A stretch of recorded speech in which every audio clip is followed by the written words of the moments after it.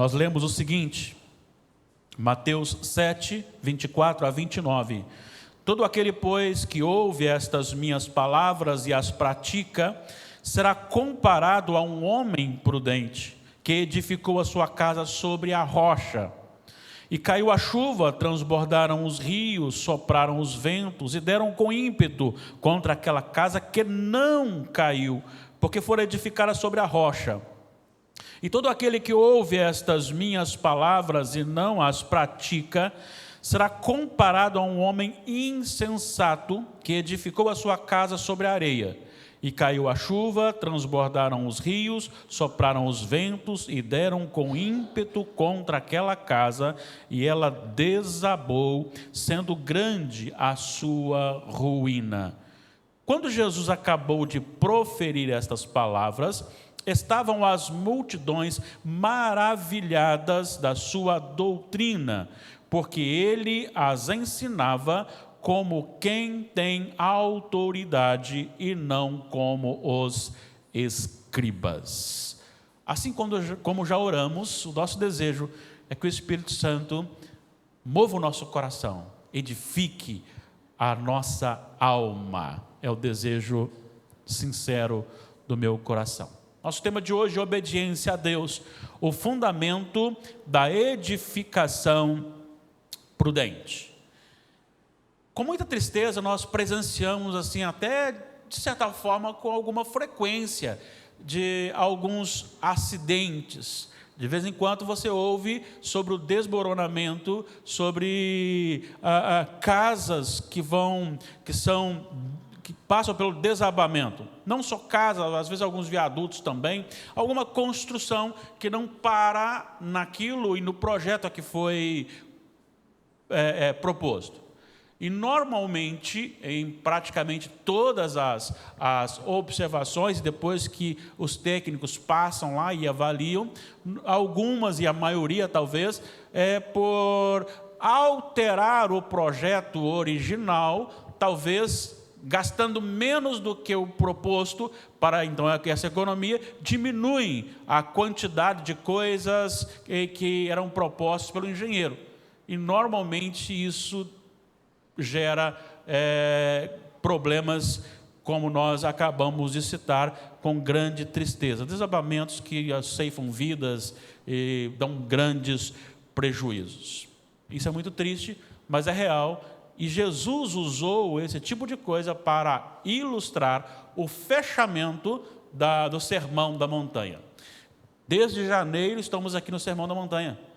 Variados assuntos foram tratados por Jesus e nós os reproduzimos aqui.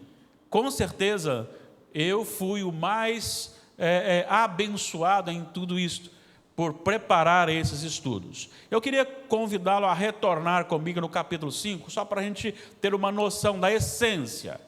O capítulo 5 começa com as bem-aventuranças, e as bem-aventuranças trazem em si uma abertura, já chamando o ser humano, os discípulos de Jesus, para uma consciência prática da diferença entre a linha do que o mundo propõe, que os homens propõem, e aquilo que Deus propõe.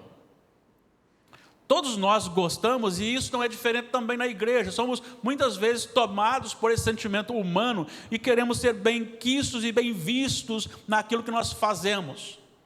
Às vezes até, por algum momento, nós esquecemos até de que quem tem que ser glorificado é o Senhor.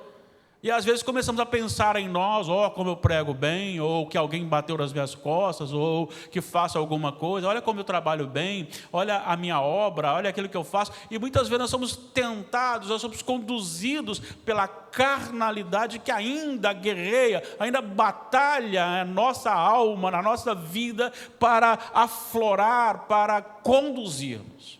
E Jesus vai desmantelando todo esse sentimento, e dizendo que, ao contrário deste mundo, que o maior é aquele que é servido, o maior é aquele que é visto, o maior é aquele que domina.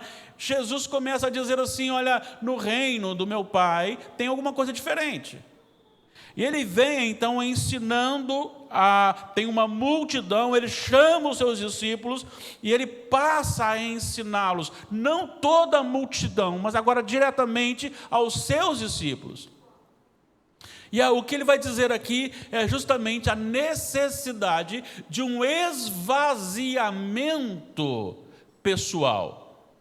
Sabe, isso aqui me fez lembrar justamente nos estudos, né, que eu estava fazendo aqui, e na leitura que nós temos feito desde o início da Bíblia aqui na nossa oração, estávamos lendo Gênesis, e deparei-me com o episódio do encontro de Jacó com o seu irmão Esaú, após Jacó ter passado pelo vale de Jaboque, o encontro com Deus, a luta com Deus. Me chamou muito a atenção, embora eu leia esse texto desde os meus 12 anos de idade, e de vez em quando passando por ele, mas dessa vez algo me chamou a atenção que não tinha parado para pensar. Porque veja bem, o nome Jacó significa o que mesmo? Enganador, usurpador. Por que ele recebeu esse nome? Porque ele já estava querendo tomar o lugar do irmão dele lá no ventre materno, já estava. E conseguiu. Ele comprou o direito de primogenitura, ele enganou o pai, juntamente com a sua mãe, enganou o pai e recebeu a bênção. Só que este ato gerou a reação de Esaú. Quem se lembra aí qual foi a reação de Esaú? Matá-lo. Que ele disse para todos: meu pai já está de idade, assim que meu pai morrer, eu mato Jacó. A mãe de Jacó vai para a casa da minha família, desaparece daqui, senão seu irmão lhe mata. E ele sai. Chega lá, ele tem lá o envolvimento, ele é também enganado pelo seu sogro, mas acaba casando com as duas, Lia e Raquel. Mas ele tem ali o desenvolvimento no seu trabalho de uma estratégia, vou inventar uma palavra de cidade para estratégia, jacobina. Uma estratégia de Jacó, sempre de Jacó, o usurpador, sempre o enganador. Ele pega e faz o seguinte: olha, vamos combinar uma coisa? As ovelhas malhadas serão minhas e as branquinhas suas. E quando tinha aquela ovelha bonitinha, forte, ele arrumava lá uma madeira, fazia umas coisas pretas e brancas, colocava na frente para que gerasse ovelha para o seu rebanho. E assim o rebanho dele ficou forte e de Labão ficou fraco. E ele então agora parte retornando, porque não tem mais como conviver com o seu sogro, nem com os pastores do seu sogro. Ele retorna. Quando vai aproximando, ele tem uma notícia. Sabe quem está vindo ao nosso encontro? Esaú. Jacó tem 2 mulheres, servos e servas, gado, ovelha e boi, crianças pequenas, e Esaú tem com ele 400 homens. Qual era a promessa de Esaú? Matar Jacó. Agora pensa comigo. Jacó com 2 esposas, com servos e servas, com crianças e com um rebanho grande. Esaú com 400 homens. Qual a possibilidade dele vencer Esaú? Nenhuma. O que ele diz? Faz. Ele passa a família, passa todos o vale, e ele fica no vale. Ele tem um encontro real com Deus. A partir desse encontro real com Deus, ele é transformado não só na sua alma, mas na sua essência, em que ele recebe um novo nome, mas Deus lhe toca no corpo para que ele carregue, lembrando sempre aquilo que ele passou naquela noite, lutando com Deus em oração, e ele agora é um manco que vai encontrar-se com o seu irmão. Agora a sua alma, a sua vida, o seu coração tem uma nova direção. E quando ele se aproxima de Esaú, ele vai até o chão, como sinal de respeito, e chama o seu irmão de Senhor. Jacó chama Esaú de Senhor. Ele vai dizendo: agora eu sou o teu escravo.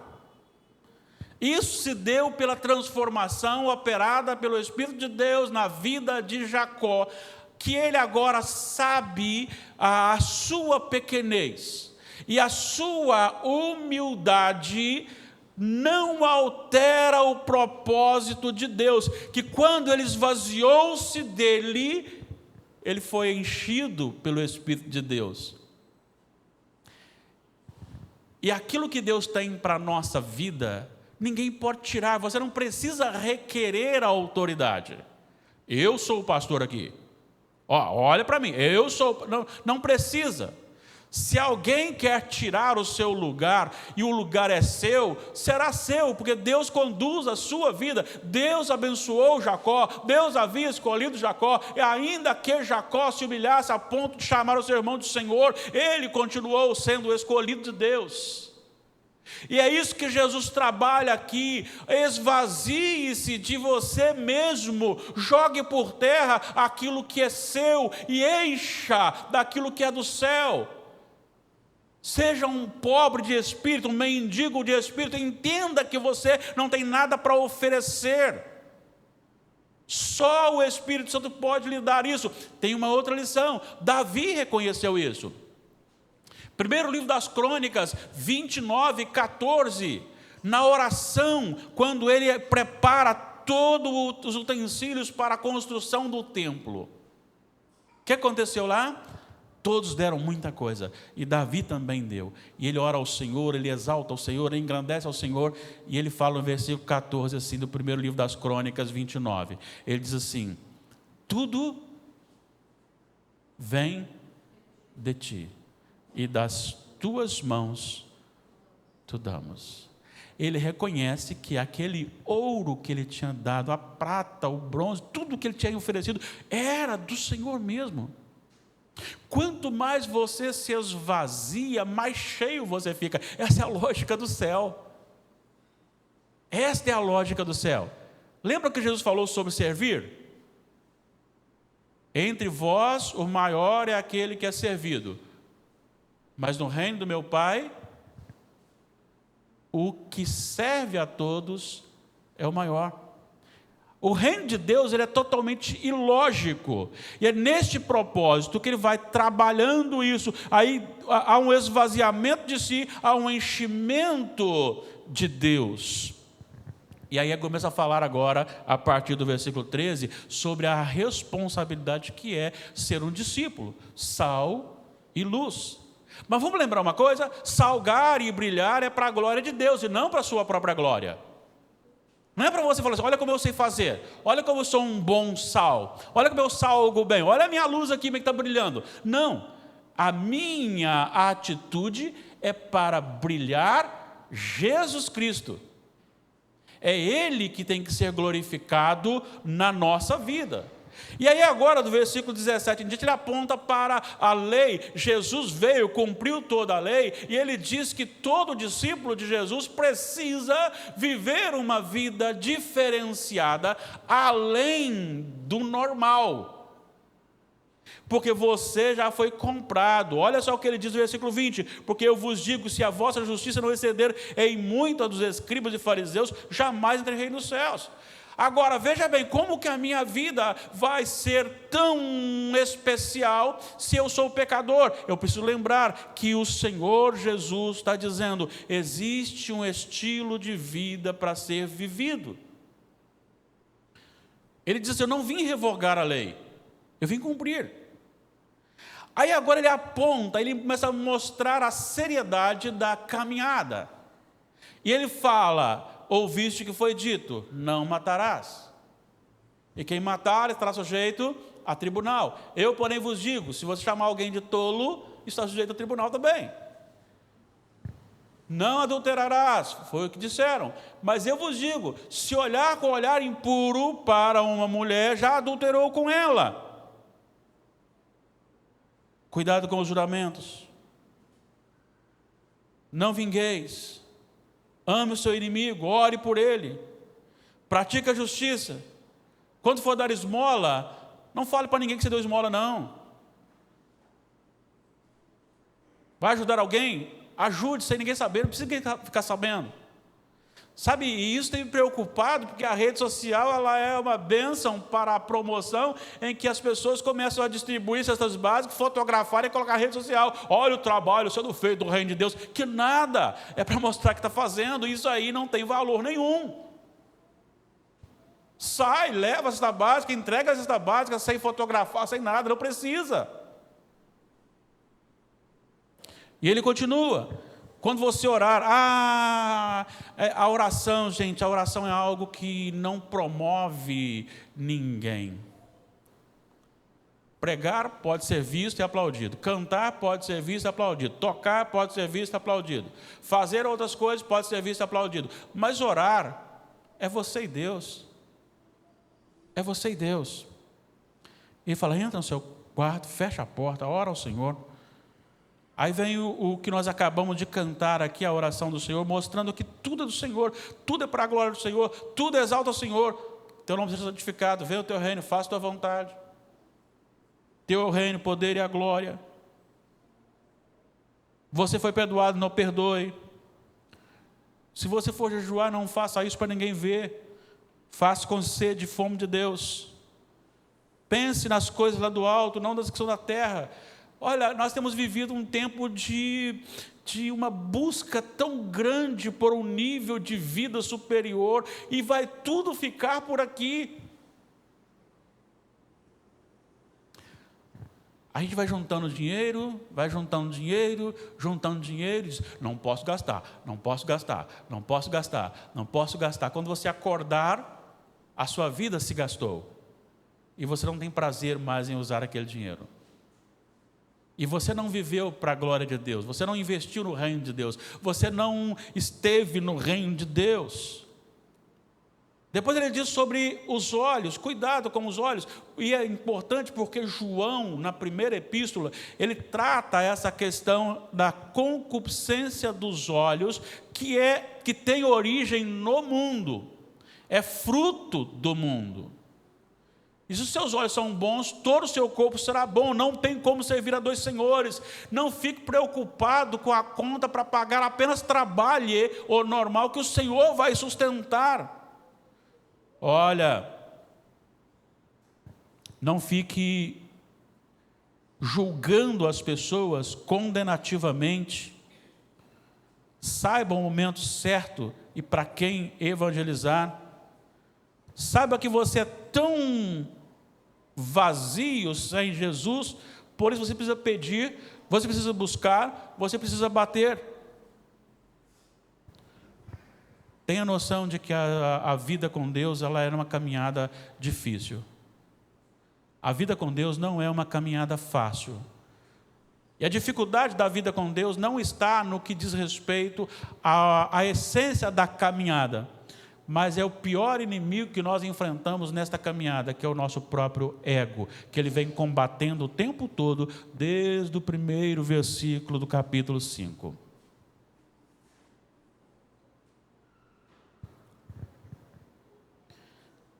Aí ele fala sobre os falsos profetas. Agora ligue isto com o final do sermão, o texto que nós lemos. Existem falsos profetas. Esses falsos profetas parecem-se com verdadeiros profetas. Tem orelha de ovelha, tem cara de ovelha, tem lã de ovelha, mas a sua essência, lobo devorador. Lobo devorador. Aí ele chama atenção para uma coisa no versículo 21. Como é que está aí? Por gentileza.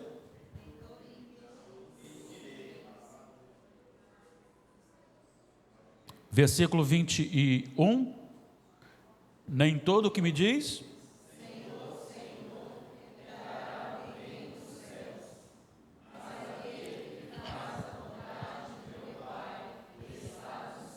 Agora vai para Lucas 6,46, por gentileza. E leiam bem forte. Os microfones aqui estão abertos para que todos possam ouvir a sua leitura. Lucas 6,46.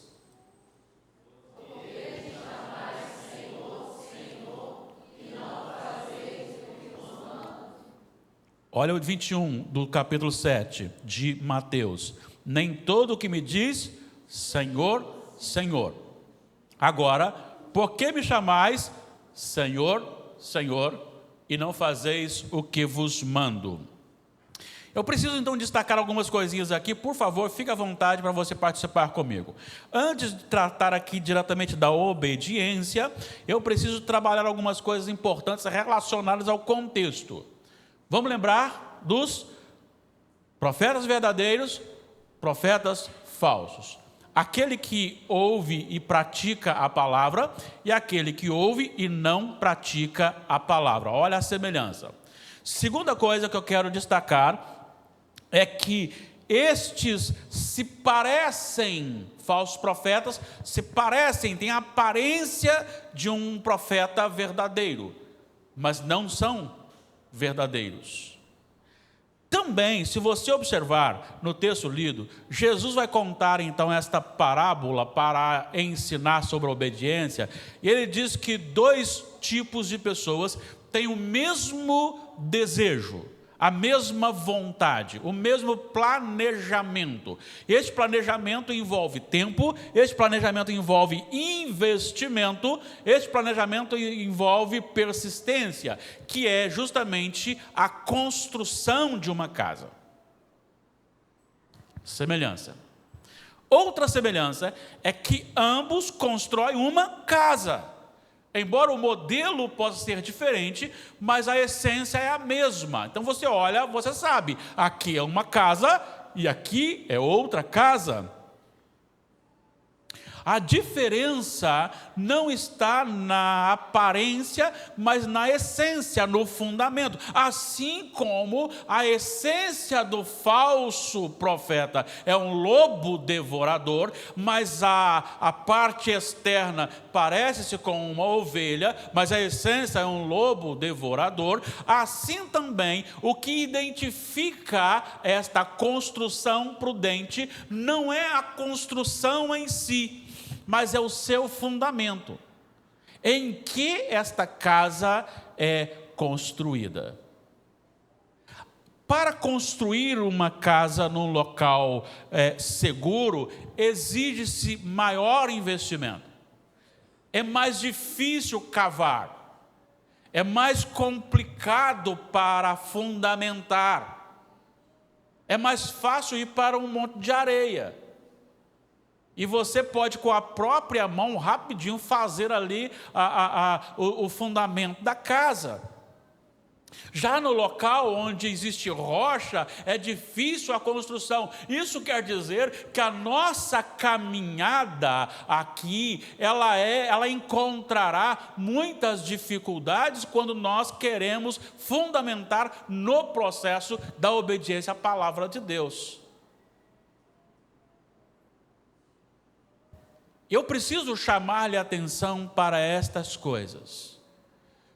Normalmente nós oramos e chamamos Deus de nosso Senhor. Você tem noção do que significa chamar Deus de Senhor? Será que temos realmente noção do que é ser um Senhor? E é isso que Jesus chama a atenção, porque Ele está fechando. Ele está dizendo o seguinte: tudo que eu falei para vocês é para ser vivido. É para ser vivido. Então, se você me chama Senhor, você precisa obedecer. Olha o que ele diz no versículo 24: todo aquele, pois, que ouve estas minhas palavras. Ele está se referindo ao sermão do monte. Ele está se referindo ao momento que ele parou e chamou os seus discípulos e lhe deu lições de vida. Ele está dizendo sobre ouvir, é questão de obedecer. Obedecer a palavra de Deus. Eu quero então destacar algumas coisas dentro dessa questão de obedecer a palavra de Deus. Primeiro, nós precisamos entender que o que nós fazemos não justifica o que Deus ordena. Por que isso? Vamos lá para 1 Samuel. 1 Samuel, capítulo 15.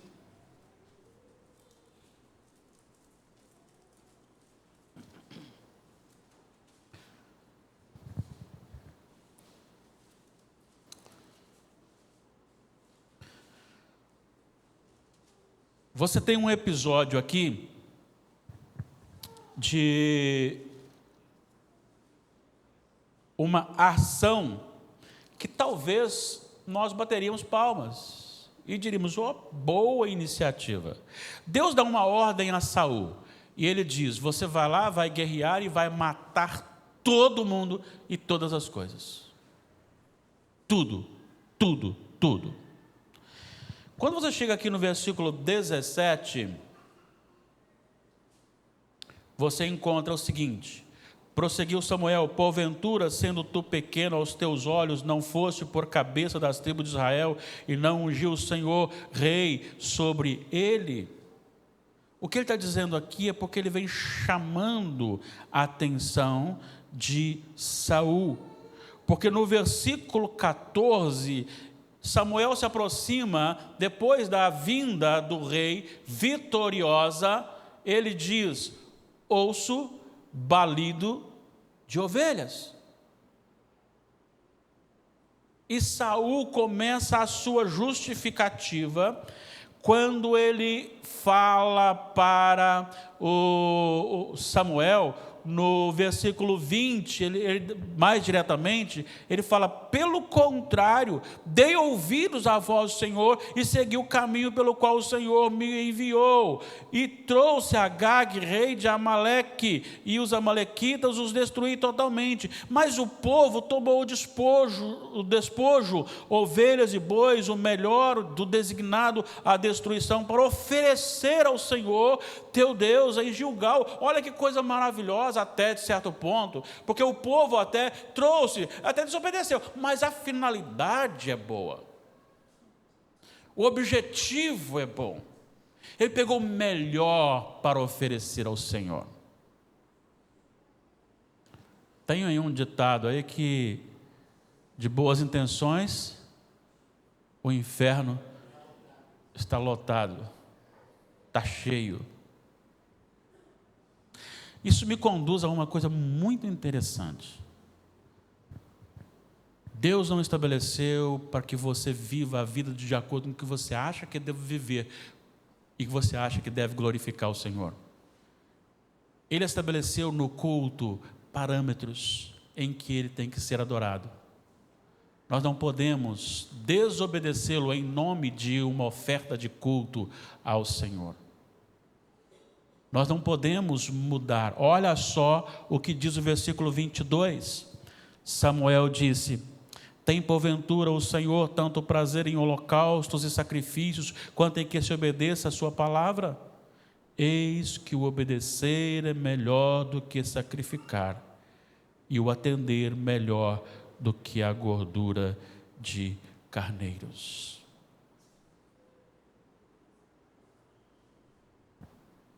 Eu queria dizer uma coisa para você, que você pense comigo sobre aquilo que Deus está nos chamando nesta noite, no fechamento deste Sermão da Montanha.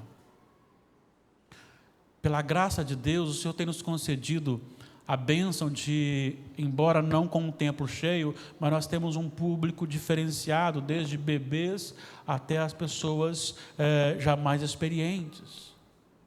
Nós temos adolescentes, nós temos jovens, nós temos adultos. Não importa se você é criança, se você é adolescente, se você é jovem, se você é adulto, mas Deus nos chama a uma obediência neste mundo, aqui e agora. Tá, eu sei, lá fora o sexo é livre. Lá fora é vergonhoso para uma jovem, um jovem ser virgem, é vergonhoso, mas no reino de Deus não. No reino de Deus não há lugar para ficantes, namora-se para casamento. No reino de Deus não há lugar para adultérios. No reino de Deus não há lugar para separações conjugais. No reino de Deus não há lugar nem para machismo, nem para feminismo. No reino de Deus não há lugar para projeção humana, não há lugar para mentira, não há lugar para maledicência, não há lugar para fornicação, não há lugar para toda sorte de impureza, não há lugar para escândalos.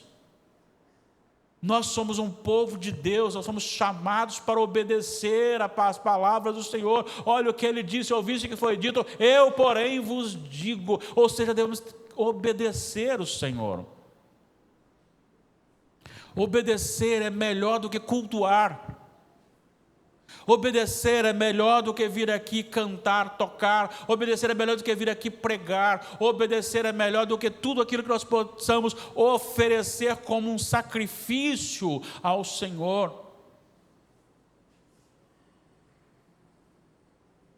A obediência aos mandamentos do Senhor, ela faz parte da nossa vida neste mundo tenebroso, nesse mundo de trevas, nesse mundo que jaz no maligno.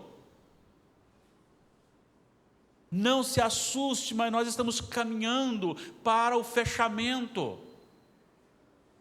Estamos caminhando no momento em que a igreja precisa abrir os seus olhos, enquanto hoje aqui nós deveríamos estar com o nosso templo superlotado de irmãos nossos. Porque ainda temos a oportunidade de livremente nos reunirmos aqui.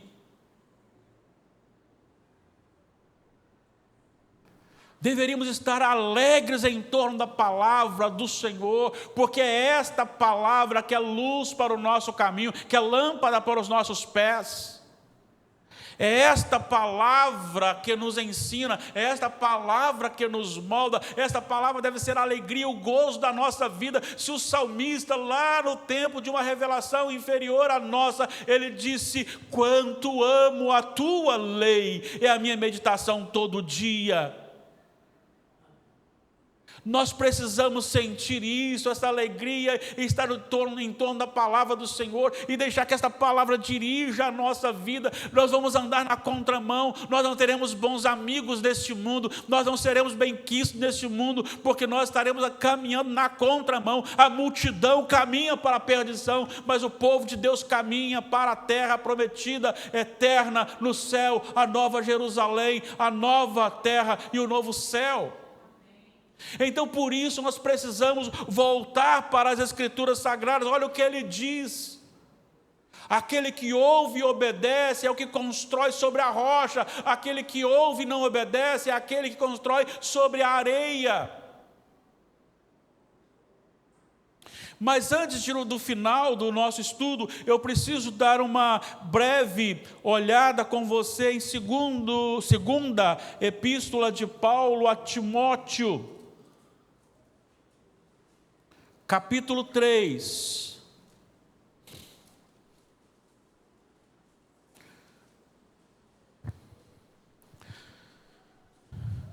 Como que eu posso obedecer?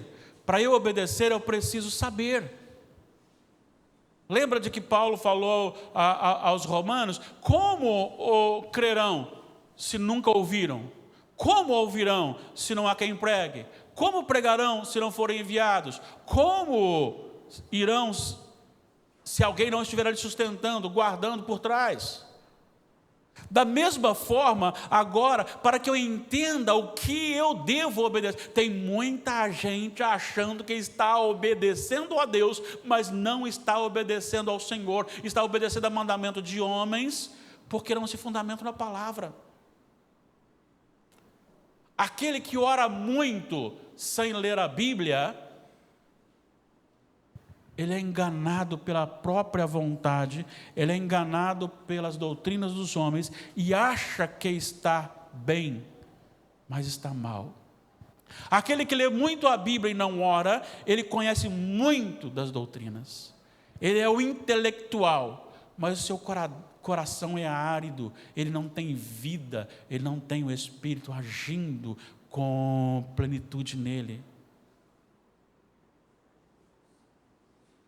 É muito triste quando nós deparamos com membros e irmãos nossos que não sabem abrir a Bíblia.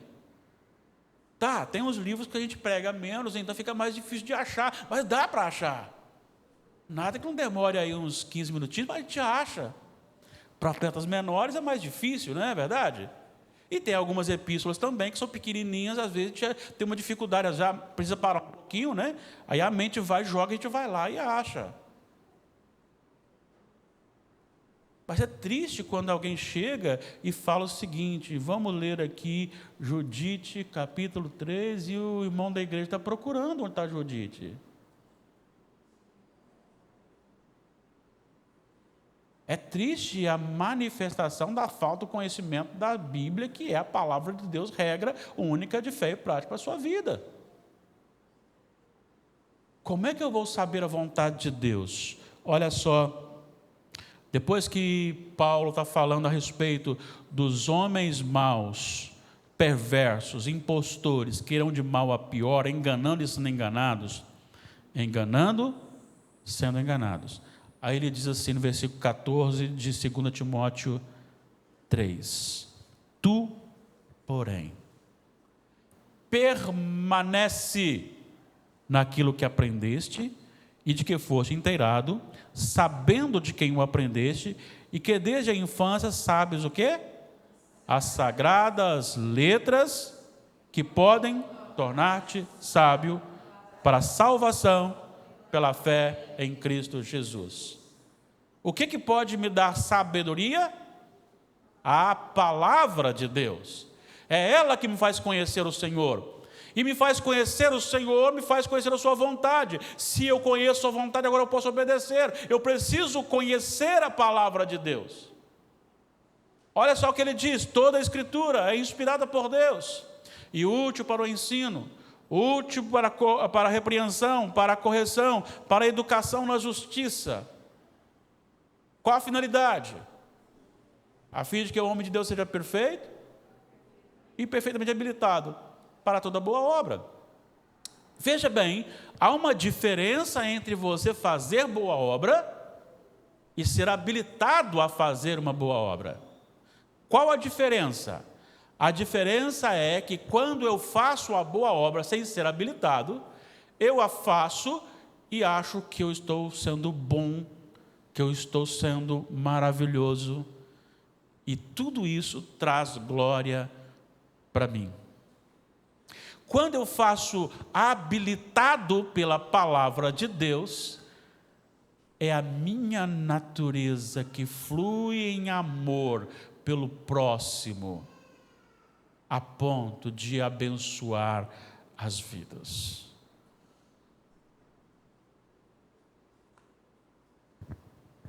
Eu quero só encerrar agora com a seguinte lição.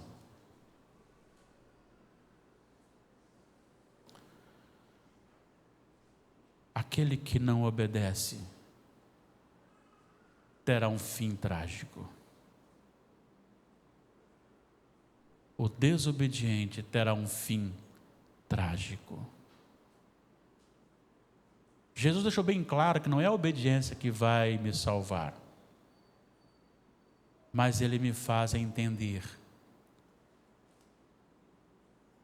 desde o capítulo 5, primeiro versículo até agora, que não adianta eu saber sobre, se eu não estiver nele. Todo aquele que ouve estas minhas palavras e não as pratica, tanto aquele que constrói sobre a rocha, aquele que ouve e pratica, tanto aquele que não constrói sobre a rocha, que ouve e não pratica, eles enfrentam as mesmas turbulências. Um permanece. E diz o texto: foi grande a sua ruína. Você está construindo a sua vida aí sobre o quê? A religiosidade? Sou membro da igreja. Que igreja boa é a igreja Nova Brasília. Eu vou lá nos cultos. Você está fundamentado em quê? Eu então encerro com algumas perguntas. Quais princípios governam a nossa vida? Os do mundo ou os do Senhor, os do céu? Quando olham para mim e para você, eles nos veem ou veem o Senhor? Sua postura, guiado pelo seu coração, ele salga e ilumina o mundo ou não tem mais diferença? Seus pensamentos, suas palavras, suas ações são as mesmas de todo mundo, não faz diferença.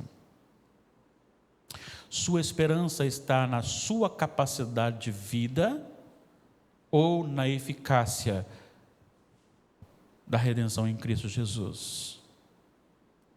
Você se preocupa com a literalidade da lei, do mandamento, a ponto de dizer, não, eu não mato ninguém, então. Não, eu não consumei o adultério, então. Você está nesta literalidade da lei, ou entende que o seu espírito, ou o espírito da lei, vai muito além, e que as pequenas coisas que nós cometemos são suficientes para nos levar ao inferno sem Jesus?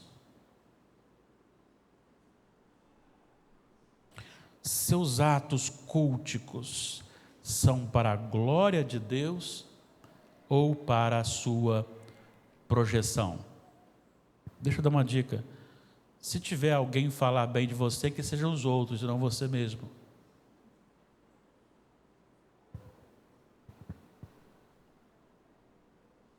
Sua vida é fundamentada no cuidado do Senhor ou na sua própria segurança da ansiedade?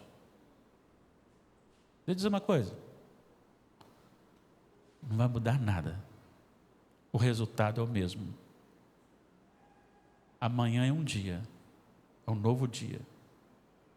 Se você dormir preocupado com o que vai comer, ou se você descansar no Senhor, acontecerá o que tiver de acontecer. Então descanse no Senhor. Descanse no Senhor. Você está ciente que você não tem nada e precisa pedir, bater e buscar? Eu já estou numa fase que eu não preciso mais pedir, só agradecer. Não.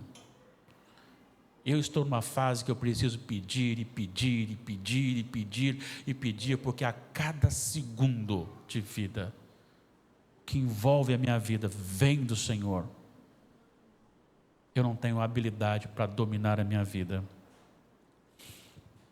O caminho que temos trilhado é na companhia de poucos, num caminho apertado, ou na companhia de uma multidão no caminho largo? Você está ciente de que muitos que se levantam na igreja não herdarão o reino dos céus, embora chamem Senhor de Senhor? E que eles parecem até com uma ovelha, mas por dentro são lobos devoradores?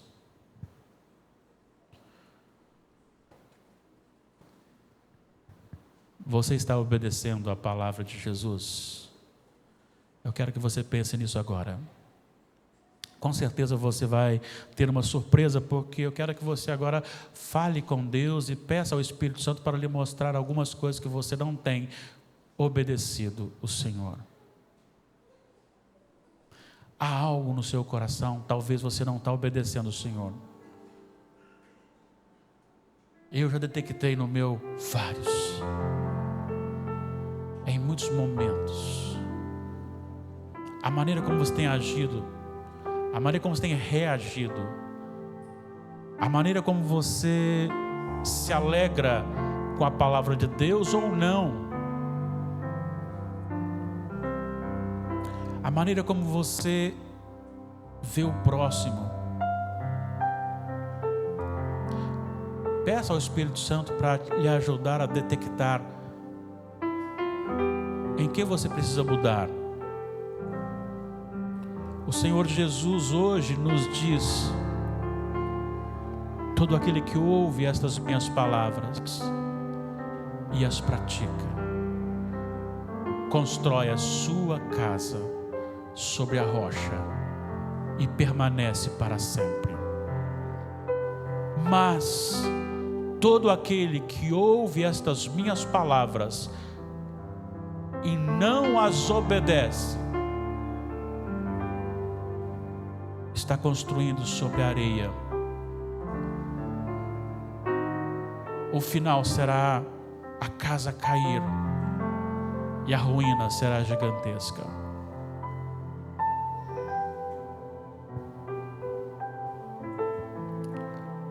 Senhor,